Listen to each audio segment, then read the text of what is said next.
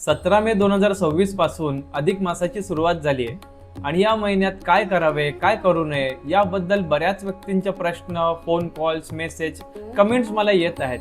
त्यावरून त्यांच्या लक्षात आलेले गैरसमज दूर करण्यासाठी आपण हा व्हिडिओ बनवत आहोत. म्हणून व्हिडिओला पूर्ण पहा. चॅनलवर नवीन असाल तर फॉलो, सबस्क्राईब करायला विसरू नका. मंडळी, एक गोष्ट लक्षात घ्या, अधिक मासाला मलमास, पुरुषोत्तम मास, धोंड्याचा महिना असं पण म्हणतात.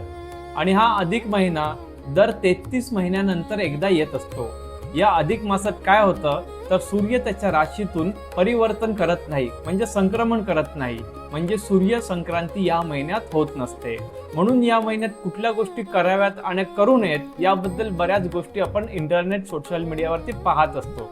तर सर्वप्रथम आपण समजून घेऊया कोणत्या गोष्टी या महिन्यात टाळाव्यात किंवा करू नयेत. या महिन्यामध्ये लग्न, मुंज, नवीन वास्तूची शांती, वास्तूमध्ये प्रवेश, जावळ करणं किंवा एखादं शुभ कार्य, मंगल कार्य करणं वर्ज्य मानलं गेलेलं आहे. धर्मशास्त्रामध्ये असं सांगितलं गेलंय. पण हे करत असताना जी गोष्ट अतिशय रेग्युलरमध्ये केली जाते ती तुम्ही करू शकता. जसं एखाद्या मुलीला पिरियड्स आले तर फर्स्ट टाइम आलेल्या पिरियड्सचं सेलिब्रेट करणं, या सर्व गोष्टी, किंवा एखाद्या मुलाचं बारसं करायचं असेल, 12वा दिवस आला असेल तर 12व्या दिवशीचं करायचं जे बारसं असेल, ज्या गोष्टींना पर्याय नाही त्या तुम्ही करू शकता. आणि कोणत्या गोष्टी कराव्यात हे जाणून घेण्यासाठी लक्षात घ्या तर ह्या महिन्याला पुरुषोत्तम मास पण म्हटलेला आहे. पुरुषोत्तम मास म्हणजेच भगवान श्रीहरी विष्णूंचा महिना. जेव्हा या महिन्याची सुरुवात झाली तेव्हा सर्वप्रथम याला मलमास म्हणून ओळखलं जायचं.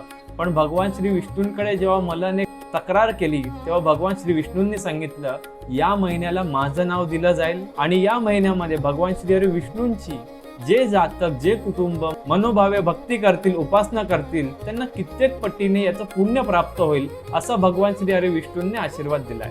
म्हणून या महिन्यामध्ये भगवान श्री हरी विष्णूंची जास्तीत जास्त भक्ती करणं म्हणजे विष्णू सहस्त्रनामाचं पठण करणं, भगवान श्री हरी विष्णूंच्या ओम नमो भगवते वासुदेवाय नमः या मंत्राचं जास्तीत जास्त पठण करणं, गोशाळेमध्ये गायींसाठी दान करणं, आध्यात्मिक उपासना करणं हे सर्व शुभ मानलं जातं.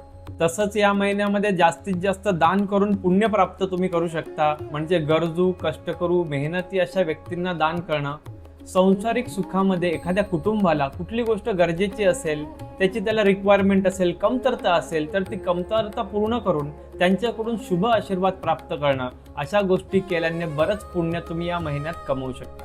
तसंच 17 मे पासून सुरू झालेला हा अधिक महिना 15 जून 2026 पर्यंत आहे. 15 जून नंतर तुम्ही लग्न, विवाह, मुंज, गाडी घेणं, गृहप्रवेश करणं या सर्व गोष्टी करू शकता.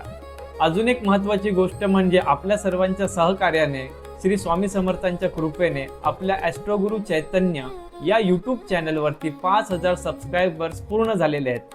5000 मेंबर्सची ही फॅमिली गेल्या 4 ते 5 महिन्यामध्ये निर्माण झालेली आहे. याबद्दल आपल्या सर्वांचे मनपूर्वक आभार.